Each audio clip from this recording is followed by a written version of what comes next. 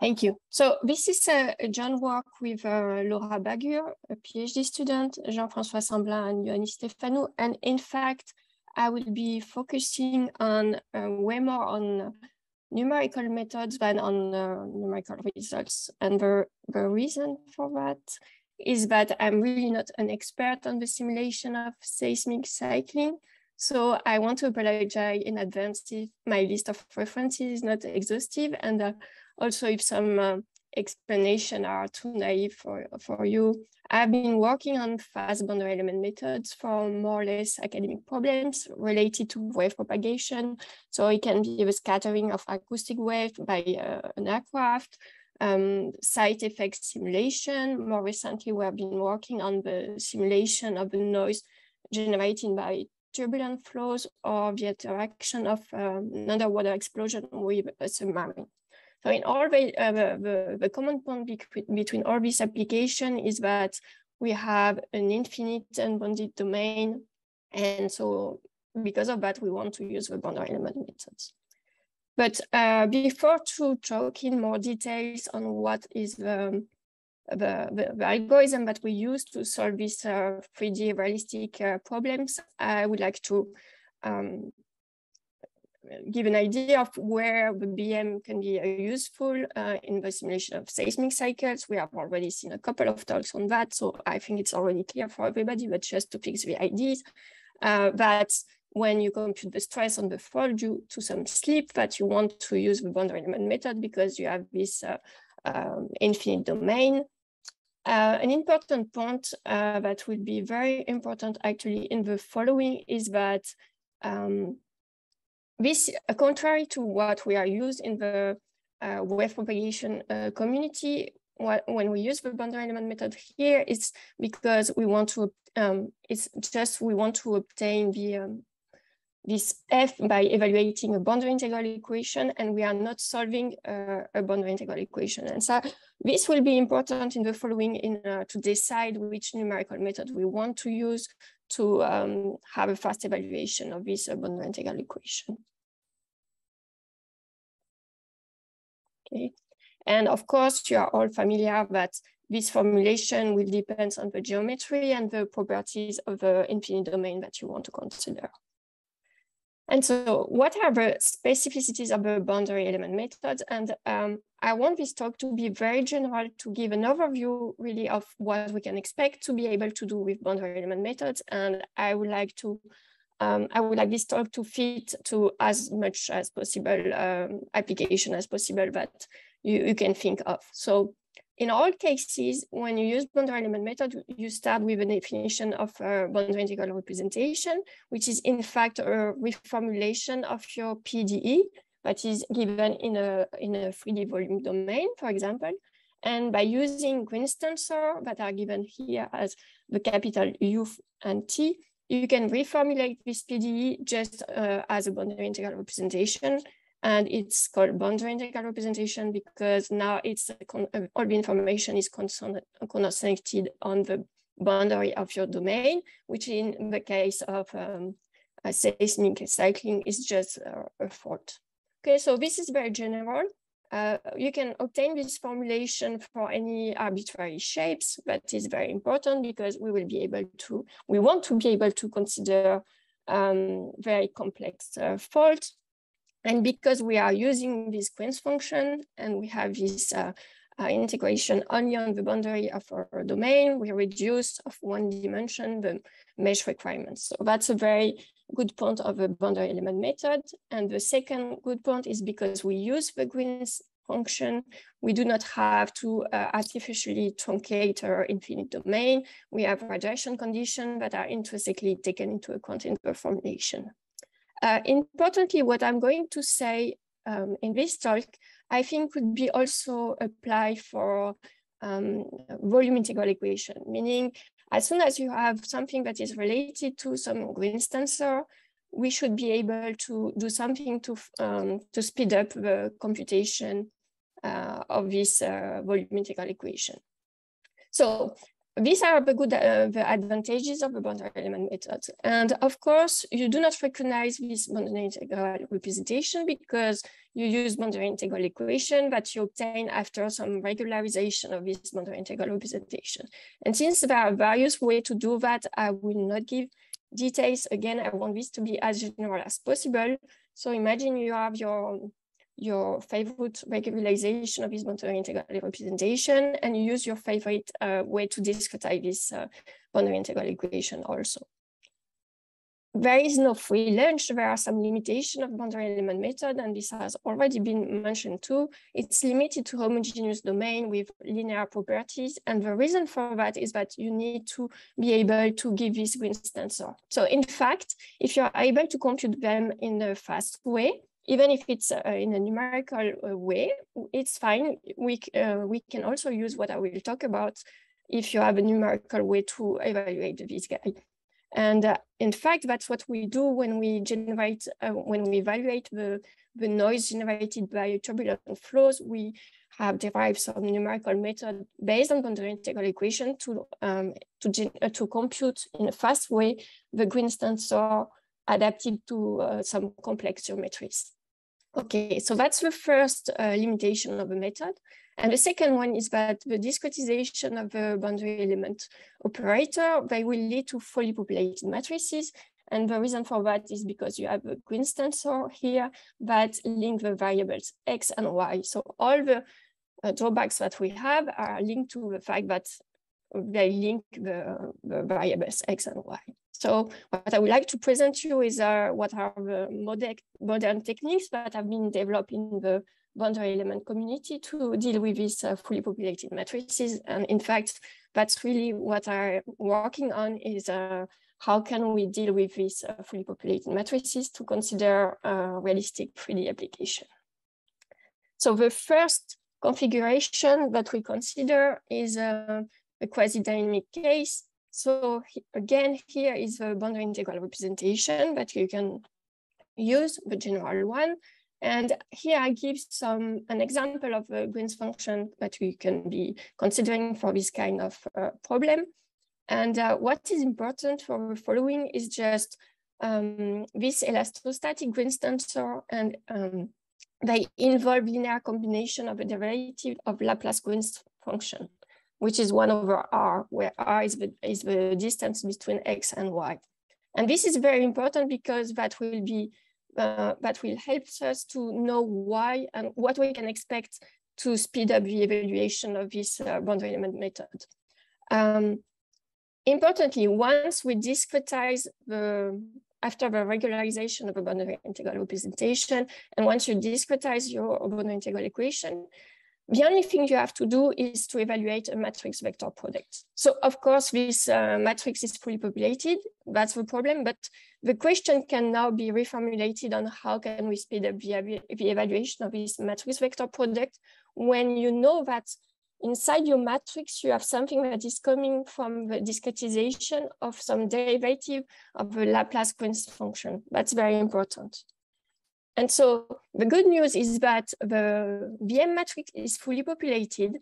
It's also full rank because it's invertible, but there's some information that is redundant. That means that if you are over-remeshing your fault, for example, because you want to have a very detailed representation of your geometry, you are possibly introducing some redundant information in your BM matrix. And using the hierarchical matrices, you are able to remove this redundant information. So the idea is very simple. Let's consider that you have a matrix that corresponds to the discretization of a Laplace, the 3D Laplace Green's function. And that you consider that your degrees of freedom are just on a 1D domain. Okay, it's fully 3D, but all your degrees of freedom are on this 1D domain. And so if you check the rank of your complete matrix coming from this discretization, you will see that it's full rank as expected. But the idea is that you will subdivide your degrees of freedom into 2 sub-intervals. And by doing that, you can do the same thing on your matrix. That means that you subdivide here your degrees of freedom into 2 subintervals, and here your degrees of freedom into 2 subintervals. So at the end of the day, you subdivide your matrix into 4 subblocks. And if you check the ranks of all the 4 blocks, what you will see is that the off-diagonal blocks, they are low rank, but the diagonal blocks, they will be full rank. So you keep doing this subdivision, and by doing that, you will see that all the full rank blocks, they will be on the diagonal. This is where you have the singularities that are coming from a discretization of your Green's function. So that's the reason why you will have these full rank blocks on the diagonal block, on the diagonal of your matrix. Okay, but this is just a 1D example. How can we extend that for 3D problems? Here is an illustration, and I like it because I think it's very simple to understand how it works in 3D, an illustration for this submarine problem. So the idea is you need first to cluster your degrees of freedom. That's what we were doing in 1D by subdividing our interval into subintervals, but you need something more in 3D. You need to take into account the fact that the rank approximation that you will be able to do on your matrix, they will come from the fact, they will come from the notion of distance between the degrees of freedom. The idea is that you want to points that are close by on your mesh to be gathered in some clusters. So that's what we do first. And then you report this subdivision hierarchically on your matrix of your problem. And the key point is to be able to do rank approximation of some blocks of your matrix. And we will do that with some algebraic method that I will not detail, but it's just important to know it works that way. Okay, so now you're happy because I told you we can remove some information, but the key point is to know a priori which block are low rank. And the good news is for Laplace equation, we can do it theoretically. We can know a priori which block are low rank. And this is very important because if you do not know it in advance, the algorithm will be more expensive than computing all directly the matrix. So you really need to know that in advance. And we can do that by just very simple tool. You define a Taylor series to build theoretically a rank approximation of your Green's function. So this is a Green's function. And what is important is to know in advance when and why it will converge. And importantly for Laplace Green's function, and as a consequence for elastostatic Green's function, we know that there are asymptotically smooth kernels. So that means they satisfy the condition. So that's not important to understand this condition, but it's important to understand that because we have this condition, we are able to know in advance which block in our matrix will be low rank. And more precisely, this is the condition that we used. And if you already seen some papers on hierarchical matrices, you have already encountered this eta admissibility condition. And you see that it's very simple to know if 2 blocks corresponding to the clustering of the degrees of freedom are admissible. What you need to do is just compare the distance between the blocks to the size of the different clusters. And thanks to this very simple proof on where we can find low rank blocks, we can say that this algorithm is optimal for elastostatic problems. And it's optimal in the sense that you cannot find a better algorithm to remove redundant information in your BEM matrix.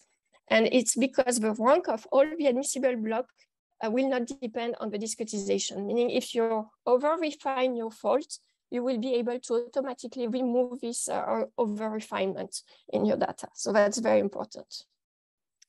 And it's enabled to take into account arbitrary geometries. And another good point is when you have a fixed geometry of a fault, you just have to factorize at the beginning of your computation all the operators that you need. And then you just have to compute matrix vector product with this pre-computed low rank representation of your BEM matrices. So it will be very fast. And the other very important message today is that the implementation of this method is very simple.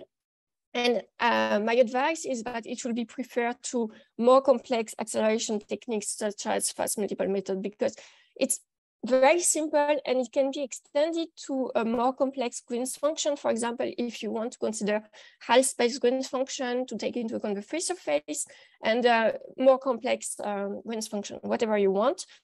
But then you will have to check that its numerical efficiency is also it still applies for more complex Green's function. But as soon as you have a derivative of the Laplace Green's function, that will be the case.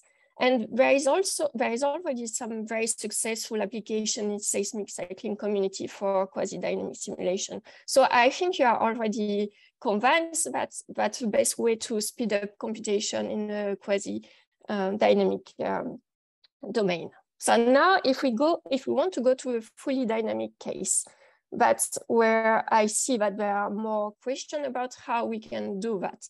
So again, this is a possible way to, a general way to write the boundary integral representation. And the difference with the quasi-dynamic case is that we have to perform now this integration with respect to time that we didn't have previously. And similarly to what I've told you for the quasi-dynamic case, for the fully dynamic case, the Green's tensor, they are only they involve linear combination of derivative of the wave equation Green's function. So we will be able to extend works that have been proposed for the wave equation to elastodynamic Green's elastodynamic problem because of that. So now we have two questions. How can we evaluate in a fast way the matrix vector products related to the spatial discretization? And how can we perform in a fast way the convolution for the time discretization? That's the two questions I would like to answer. There are for sure different options for that. You can stay in a space-time formulation, but my understanding is that it will be way too expensive for real 3D application. Then you can consider spectral approaches that have already been presented, including today, for more simple geometries or for mildly non-planar geometries. Then you can consider fast multiple method in the time domain or plane wave time domain. And I think this method requires more involved implementation. And I think you will see in the next talk that you can also use hierarchical-matrices and fast domain partitioning. What we want to do in our case is a little bit different in the sense that we would like to take advantage of fast solvers that have been developed in the frequency domain. The reason for that is first that I've been working first on frequency domain solvers.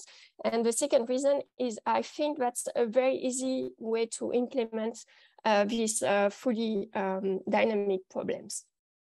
So what we have been doing for wave equation to simulate underwater explosion has been to combine what we call the convolution quadrature method to be able to compute in a fast way with this convolution and a fast frequency solver developed for BEM in the frequency domain.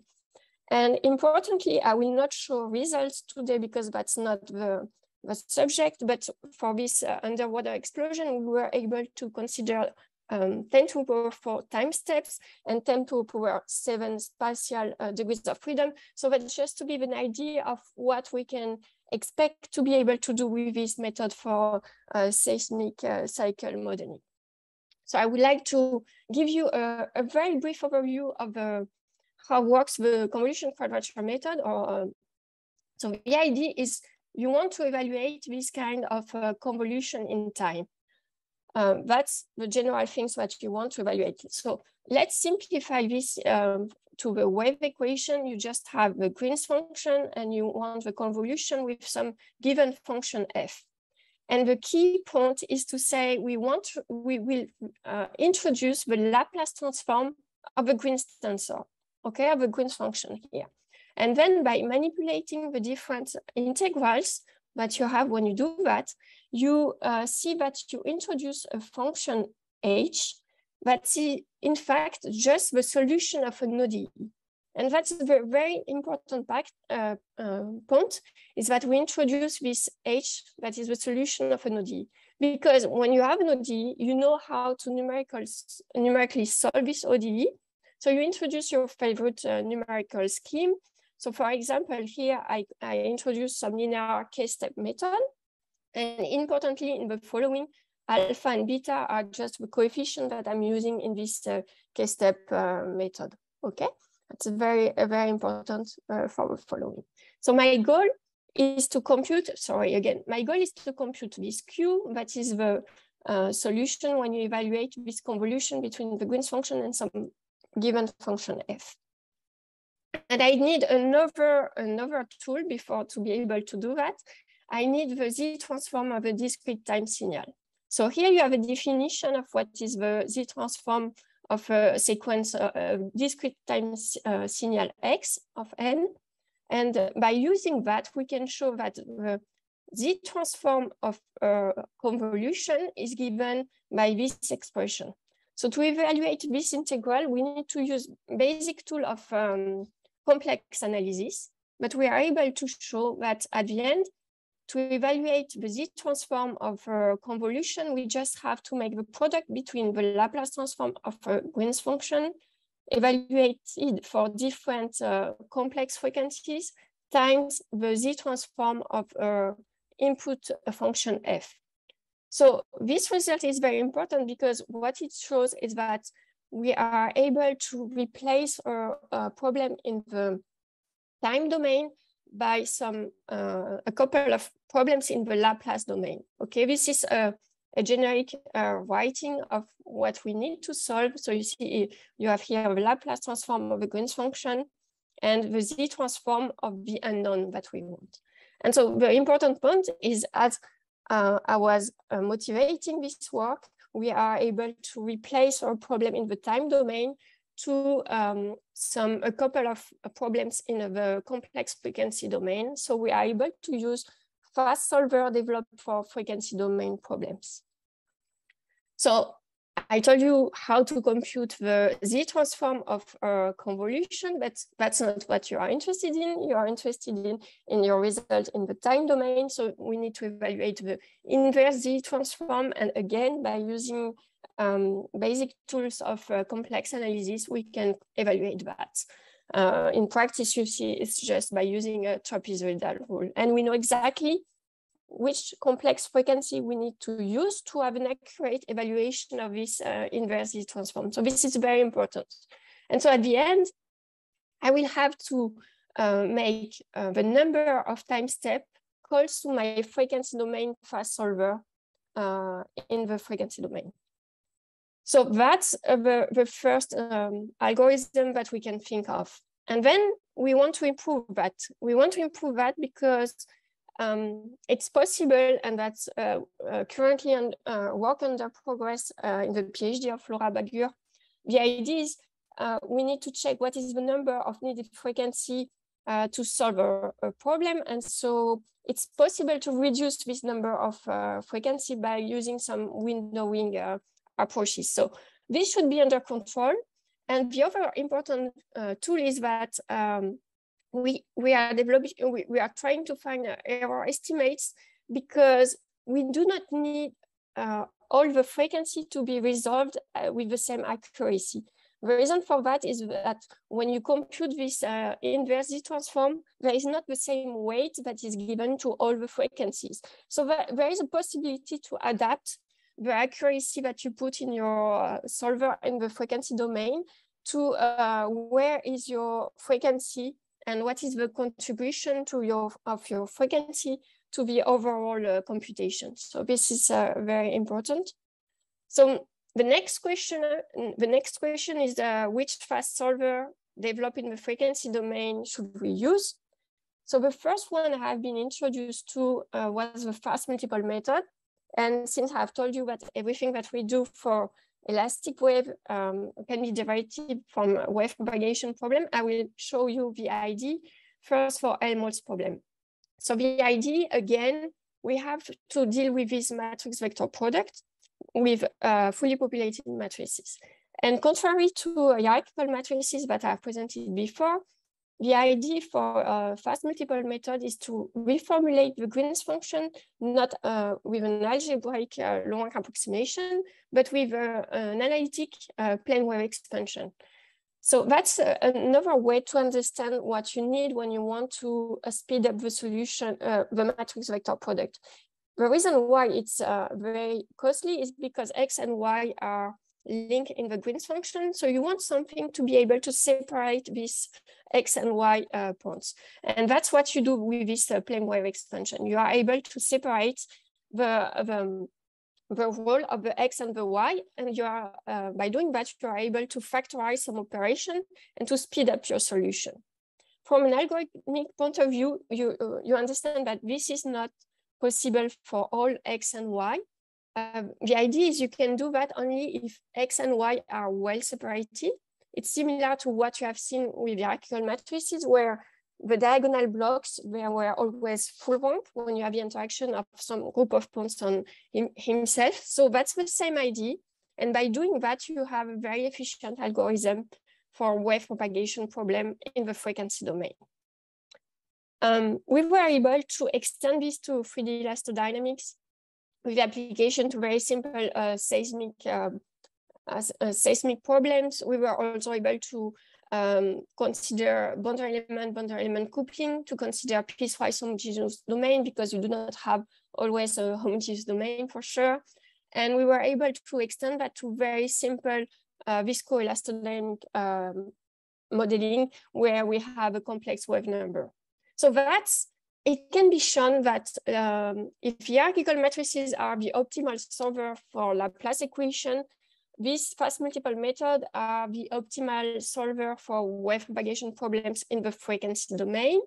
But the main drawback I see is that it requires a very involved implementation, and it depends, the implementation and the method that you will be using will depend very much on the Green's tensor that you want to consider. For example, we have proposed a new fast multiple method for problem in an elastic half space, because when you consider 3D elastic problem, you cannot use the method of images. So you have to redefine a new fast multiple method to deal with this new Green's tensor that you have to consider. So that's very painful when you have to change that. And so you can think of using hierarchical matrices that I have presented first for Laplace. And the main difference between now for hierarchical matrices for elastodynamics is that the Green's function is not an asymptotically smooth kernel anymore. So remember when I did the proof of how to find which block are low rank, I can do the same, but I cannot use that it's asymptotically smooth. So at the end, what I obtain is this condition that is very similar to the previous one for Laplace problem, but where now you see this depends on the frequency of your domain. This constant will depend on the frequency of the domain of your problem. And so that means that results in the fact that your algorithm is not optimal for wave propagation problems. More precisely, the rank of your admissible blocks will increase with the frequency. But the good news is in practice that when you are in the low frequency regime, you are very close to elastostatic problems. So it's the optimal approach.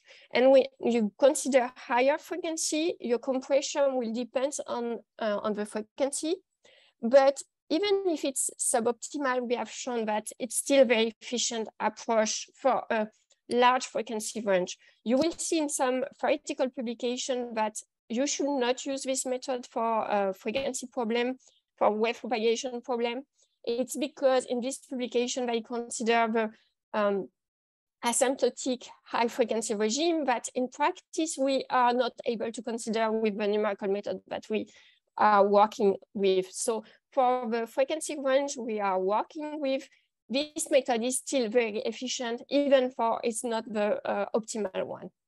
And there is another good news is that when you are in the complex frequency domain, you can improve further the compression that you obtain with hierarchical matrices. And we have been studying that, and you can in fact add some other condition to further compress your matrix and take into account the fact that there is some, you have a complex frequency and not a real frequency. So before to finish, I just want to sum up what are the main differences between fast multiple method and hierarchical matrices, because I think it's good to have a clear idea on that. And to me, the main difference is that to have an optimal method with a fast multiple method, you have an analytic construction of your factorization of your kernel, whereas with hierarchical matrices, you have an algebraic construction. But because of how efficient it is and how easy is the implementation, I think we should use hierarchical matrices, and I think it is in good agreement with the next talk to consider a fully dynamic problem.